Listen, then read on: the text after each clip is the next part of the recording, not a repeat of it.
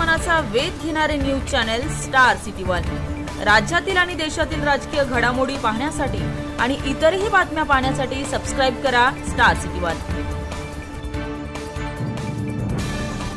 डिनरला गेले होते, तिथे एक भारतीय जनता पक्षाने आणि शिवसेनेने देखील आरोप केला आहे की उद्धव ठाकरेंचा अपमान झाला, त्यांना शेवटच्या रांगेमध्ये बसवलं होतं। हास्यास्पद आहे, अगदीच बालिश आरोप आहे। इन्फॉर्मल गेट टुगेदर होता, कोणी कुठेही बसलं होतं। मग असं म्हणू का अखिलेश यादव दुसऱ्यात बसले होते आणि प्रोफेसर साहेब पहिल्या रो मध्ये असले, आदरणीय पवार साहेब तिसऱ्या का चौथ्या रो मध्ये।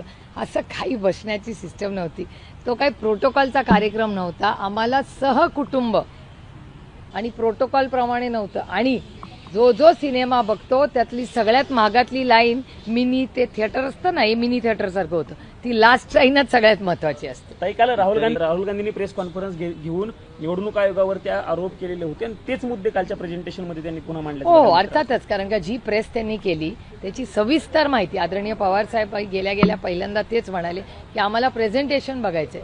तर ते प्रेझेंटेशन सविस्तर राहुलजींनी आधीच तयारी करून ठेवली होती।